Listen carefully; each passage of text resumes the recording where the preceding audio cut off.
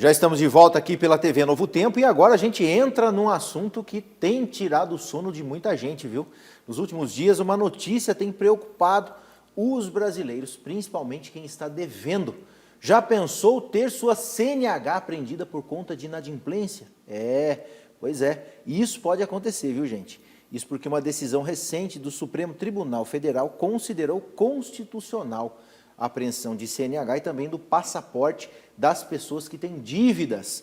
As penalidades, incluem também a proibição de participar de concursos públicos e licitações. Essas são punições que são consideradas medidas atípicas e não são novidades na nossa justiça.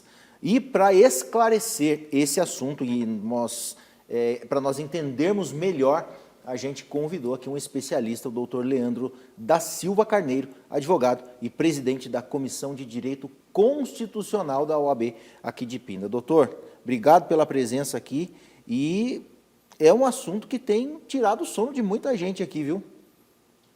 É verdade, nós ficamos felizes pela oportunidade de conversar sobre o direito, isso nos alegra muito, né? O assunto aparentemente é novo, porque fala sobre a dívida pecuniária, né? A dívida de dinheiro.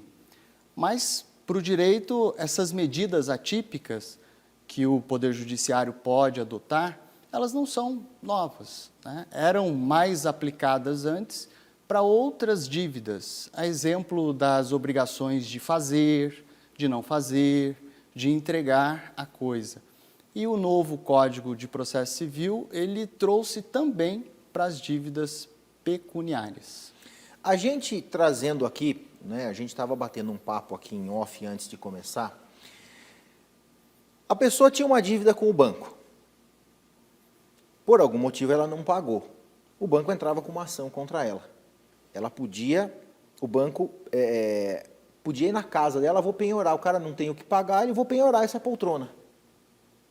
Agora, nesse novo entendimento, né, ele pode penhorar a CNH ou o passaporte. Mas isso aí não a gente pode entender, doutor, que isso são casos diferenciados, no sentido de onde há uma ostentação, há um abuso por parte da pessoa de esconder patrimônio. Como é que funciona essa questão? Em que casos o João Paulo, por exemplo, vai ter o passaporte dele apreendido ou a CNH dele? Você disse muito bem, né? No processo de cobrança de dívida, na execução, né, daquele devedor, a responsabilidade primária é do patrimônio. Então, primeiro, vai atrás de um patrimônio capaz de solver a dívida. E nós estamos falando de medidas que são atípicas e que elas serão analisadas caso a caso pelo juiz, levando muito em consideração boa-fé e má-fé do devedor. Então, muitas dessas medidas elas só serão aplicadas se ficar caracterizada a má-fé do devedor. Nesse último exemplo que você trouxe. Eu tenho patrimônio, ostento meu patrimônio, mas nada está no meu nome, né? Então, não tem como penhorar um bem que não é meu. Mas eu apresento toda essa ostentação, deixando evidente que há ali uma ocultação, sonegação de patrimônio. E nesse caso, analisando as circunstâncias, né, que são muito características de cada caso, o juiz ele vai poder utilizar de uma medida de natureza coercitiva para tentar forçar o devedor a cumprir com a sua obrigação. E daí sim, né, a utilização dessas medidas como os exemplos citados, a suspensão do direito de dirigir, né, a apreensão de passaporte e outras medidas que aquele caso específico sugerirem, né, demandarem, dentro de uma análise proporcional do juiz. O que isso quer dizer? O fato de eu dever pura e simplesmente já vai caracterizar perda, né, ou suspensão do meu direito de dirigir? Não, não é isso. Se eu for um devedor de boa-fé, eu vou pagar, eu vou respeitar o processo, eu não vou ficar fugindo, eu não vou ficar ocultando patrimônio, e aí essas medidas elas não serão aplicadas porque desnecessárias. Eu imagino, doutor, que existam etapas até isso acontecer, né? Isso não vai acontecer do dia para a noite. Estou devendo, de repente estou ocultando patrimônio, estou tentando enganar a justiça, ou o devedor, o credor, né, no caso, mas isso também essa questão vai se desenrolando com o tempo, né? Não acontece do dia para a noite. Ela tem etapas. Como é que funciona essa questão? Pelo contrário, essas medidas elas vão ser utilizadas quando essa parte, né, do que nós chamamos de um rito normal do processo, ela for superada. Porque primeiro, né, busca-se o pagamento espontâneo. Aí, não realizado o pagamento espontâneo, a própria legislação já determina a aplicação de uma multa sobre aquele valor devido. Depois disso, a busca de bens para a penhora, né? Então, isso ainda deve ser respeitado porque nós estamos falando das medidas típicas do processo de execução. E é preciso lembrar que o nosso direito processual civil, ele tem por princípio a utilização de meios que não sejam, né, tão prejudiciais para o devedor, ou seja, se existem outros meios que vão prejudicar menos o devedor, né, o Poder Judiciário, o credor, eles devem se utilizar desses meios mais benéficos, né, vamos dizer assim. Agora, para o devedor de má-fé, aí significa que, para caracterizar a má-fé, que todo esse rito normal, né, ordinário, já foi superado sem êxito. Embora isso tenha causado um certo pânico em algumas pessoas, isso não é uma coisa tão nova assim, né? Isso, na verdade, o STF, ele disse, olha, ok, nós podemos fazer isso, né? O juiz pode fazer isso, mas isso aí já é uma coisa que já poderia acontecer há algum tempo. Essas medidas atípicas, elas já estavam previstas na nossa legislação, mas, como eu disse inicialmente, focadas para outras espécies de obrigação, né? A pessoa deve, ele tem uma dívida. Qual é a dívida daquela pessoa? Não é em dinheiro, é devolver um carro emprestado, por exemplo. Então, é uma obrigação de, né, entregar uma coisa certa. E a legislação já previa essas medidas, né, tutelas específicas, a exemplo da busca e apreensão. O juiz determina que se busque o bem, e aí com força, inclusive, da autoridade policial, utilizando desse recurso. Então, são medidas, né, utilizadas pelo Poder Judiciário para que haja efetividade das suas decisões. As decisões sejam concretas, reais, práticas, né? Então, essas medidas elas já existiam. O que fez o novo Código de Processo Civil, que é de 2015, ele trouxe também possibilidade dessas medidas atípicas de natureza coercitivas, né, medidas coercitivas, para a dívida pecuniária, para a dívida em dinheiro.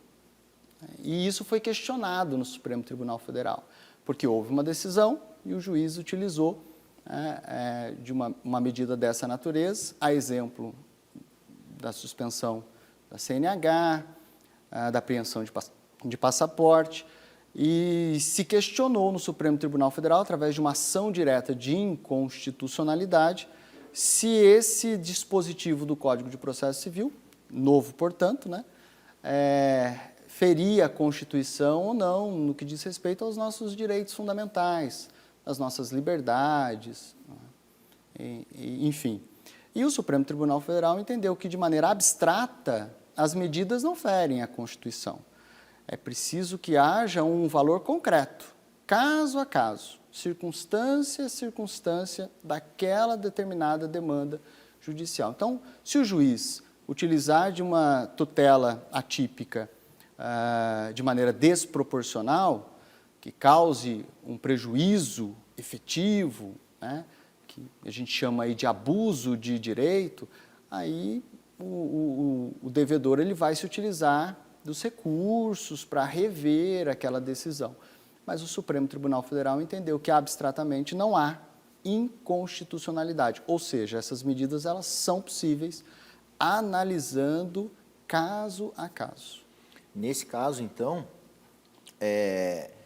essa decisão com relação ao passaporte e à CNH, ela está inteiramente vinculada à dívida pecuniária, é dinheiro. Agora também, né? Mas já poderia ser utilizada em outras situações, em outras espécies de obrigação. É isso que eu ia te perguntar, doutor. E qualquer tipo de dívida, qualquer tipo de dívida pode ser aplicada a uma punição como essa? A gente fala de punição, mas na verdade ela tem uma natureza coercitiva, né? É que muitas vezes, aos olhos dos leigos, dá uma ideia de justiça, está fazendo justiça, está punindo também aquele que não cumpre com a sua obrigação. Mas a natureza é coercitiva. Exemplo, a dívida de alimentos. Dívida de alimentos, no Brasil, ainda permite a prisão do devedor, né?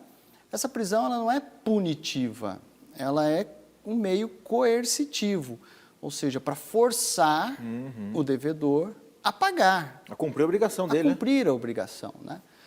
Então, por isso que não é nada novo isso. O que fez o novo código foi de dizer expressamente da possibilidade dessa utilização, dessas medidas que estão previstas ali no artigo, salvo equívoco, 139, inciso 4º do Código de Processo Civil, também para a dívida pecuniária. Então, expressamente previsto. Entendi.